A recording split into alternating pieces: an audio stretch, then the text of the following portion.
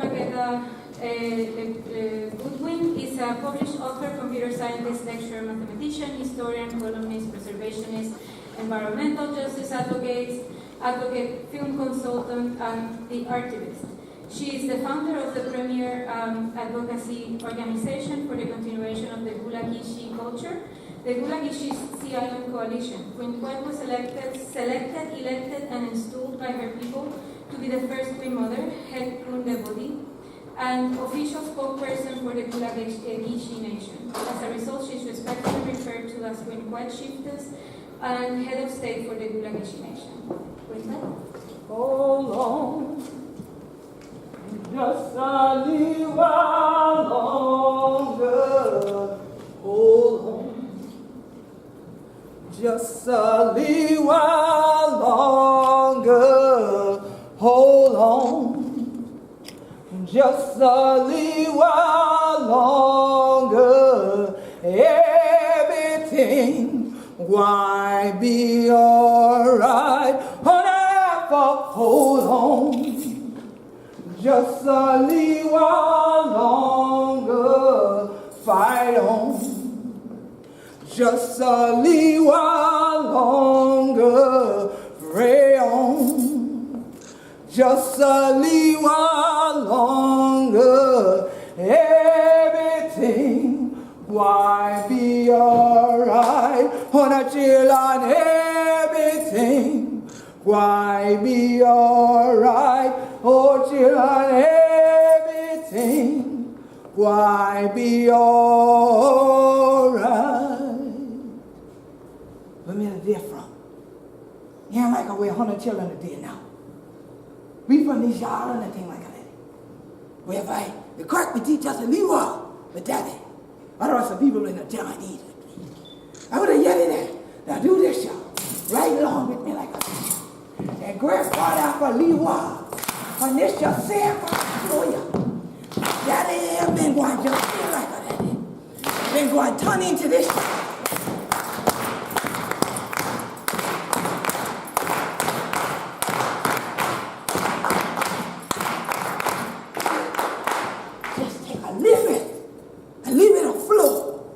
But bring in somebody else do it another day. As my cat, some of a hurry I'll join it with somebody else. A plan of time. When they get you on it and things like that. Y'all are telling me, show. And hold it. And touch it like this show. But now it's time to hold. Because when you look for them, I think now, sound like what it used to yeti and things like that. So, when I crack with teeth and say, good evening, and I have to say, ¿qué pasa? ¿Cómo estás? Your father will say, hi y'all. Or what's up? For some people, to that, as I like to say, overstand. Because I say my people have been under too long. So we don't talk about being under right now. And our community is right now under the siege of the same thing that one of our proverbs of the Gullah Geechee Nation taught us. The water that bring we, the water going to take we back. I am from the Atlantic Ocean itself. I live on an island called St. Helena Island. In what we call South Kakalaki and things like that in the Gullah Geechee Nation. The Gullah Geechee Nation goes from Jacksonville, North Carolina to Jacksonville, Florida, encompasses all of the sea islands and 30 to 35 miles inland to the mainland. But when other folk came in to those islands, after we got bridges, we've been there since the 1600s. We wasn't looking for nobody else to come there after the 1800s, after we had this battle and they had left. We thought they'd stay gone, but somehow in the 1900s they started thinking, we want to go there again. Oh, we want to go there because we've read there are these islands and there's all this beauty there. But the beauty they were looking at was the soil. It was the sunset. It was the beach. It wasn't the people. So when they got there, the missionaries said, you shouldn't be doing that. That needs to change. Why? Because that wasn't their culture. Wasn't their language. And it wasn't their community. I believe in a lot of proverbs, including great minds think alike. So just as I wrote on my paper, how can we build community together if we don't define community the same way? She got to the mic and said it. I said, love her. My definition always of community is it unifies you what you have in common. But in this dynamic of talking about cultural heritage, we also find that we don't have things in common because people aren't competent in all cultures. Some of them are incompetent in their own cultures. So how can you come into another person's community and then say how they should speak, how they should live, how they should talk, what they should eat, where they should plant, where they should build, where you shouldn't build, what's important to go in the museum, what isn't important to go in the museum, what is historic preservation? Is that building and the structural integrity really integral to this society or not? How do you know? Were you there when the building was built? Was it your great-great-grandfather's building? No, it was mine. On the same soil in which my ancestors were enslaved to do. Weren't paid to do. But people knew enough to know that they had the knowledge to go kidnap them and bring them over here. Have them build it. And the others came. And when they came, they said, everybody here, all the indigenous people, you can go. Because now this is important to us, but in a different way than you had it. And Gullah Geechee created what is now called the historic preservation of cultural heritage landscape in an area that they call the Low Country and northeastern Florida, which is the Gullah Geechee Nation as well. I know it's confusing sometimes. The Sea Islands, the Low Country, all those are the same place. The Coastal Empire, same place. The Golden Isle, this is the same place. But all these terminologies are used and often confused because people then are no longer speaking the same language. And what do we do most? Let the boundaries define where the community starts and ends. So that means if I'm in South Carolina, even though I could do this and be in Georgia, somehow we're different. How you figure that? So people of the water have no boundaries in the water. So for Gullah Geechee, we got family with D up here on that thing like that in Jacksonville and Florida, and then got the other rest of the family did down in St. Helena and thing like that, and then we wind on in Georgia and got some cousin over there too. To us, how do you become something different just because there's a few miles difference? If you still live from the land the same way, if you still go to the water and cast your net, bring in the shrimp, bring in the fish, go back to the house, the same group prepares it together, and then we sit down and crack, we think like this here, and his on the bush, get around and gravy off and things like that, the same way. But people started saying, but I'm not sure that if I'm Gullah or not. Why? Because somebody else told you weren't. Somebody who was neither Gullah nor Geechee told you who you ought to be. And what word was it that they tell you anyway? They said, oh, you're the descendant of slaves. That's not a cultural group. That's a term someone used to strip someone else of their humanity while exploiting their cultural traditions and their traditional knowledge of architecture, not just agriculture. But when they wrote down the story, they never wanted to promote other cultural groups except their own. And so now we are here trying to undo what was done or trying to revisit it and figure out how not to repeat it.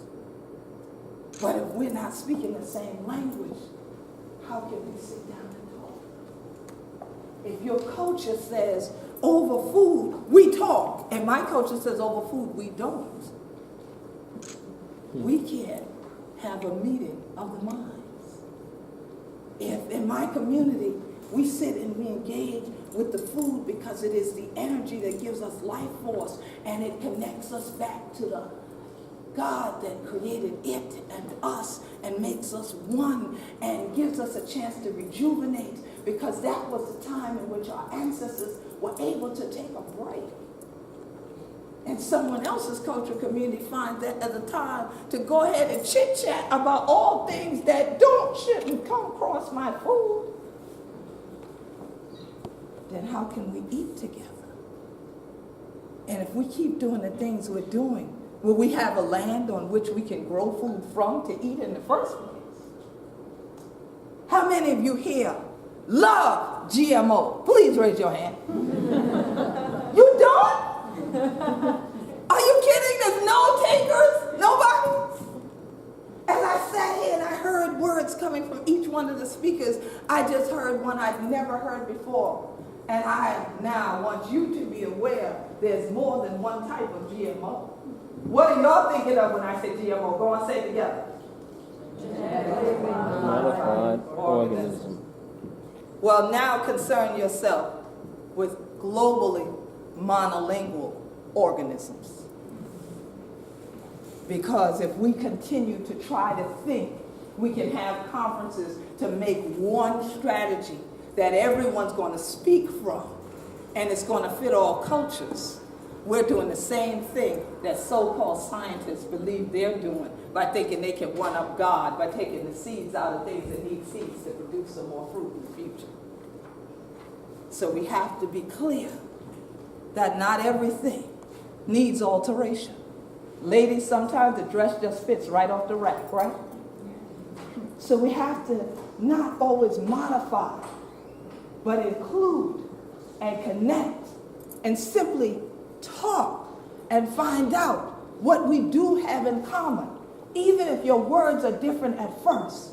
My ancestors are Igbo, Mandinka, Malinke, Yoruba, Gullah, Geechee, Mendi, Temi, Ifi, Ibibio, and they came together with Yemisi, Kusabo, Edisto, Cree, and somehow managed to communicate and create not only a cultural landscape, but a culture and tradition and language and heritage and knowledge that we still live out from the 1600s to now, even now as my people are on the sea islands, bracing, preparing, praying against the hurricane.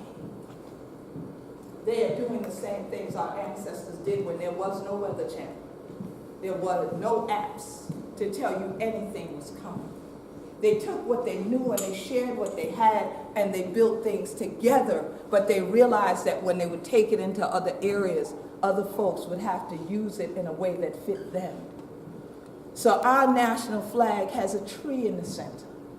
But did you notice it's human bodies intertwined, representing all of those groups that I mentioned. The blue is for the water and the indigo. The gold is for the sun, the brighter day, but also the Carolina gold and the black gold, as they called us. But the green is for the land, on which, fortunately, we still stand. As I always tell people, we'd have been here, we ain't going no way tall. So even as these waters that they are predicting of the hurricane come in, I pray it flows in people with positive energy. People that want to sit beneath some of the lovely oak trees that I had to leave to come out here to stand on all this concrete with y'all. To actually do what we do on those islands. Tarry with one another.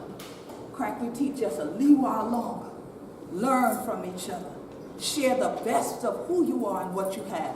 Plant those seeds and the roots will grow just as strong as our tree, planted by rivers of water that have not been taken down in 400 years, and they'll be here 400 years more if we stop, listen, and don't try to change that organism from what God created it to be. Thank you.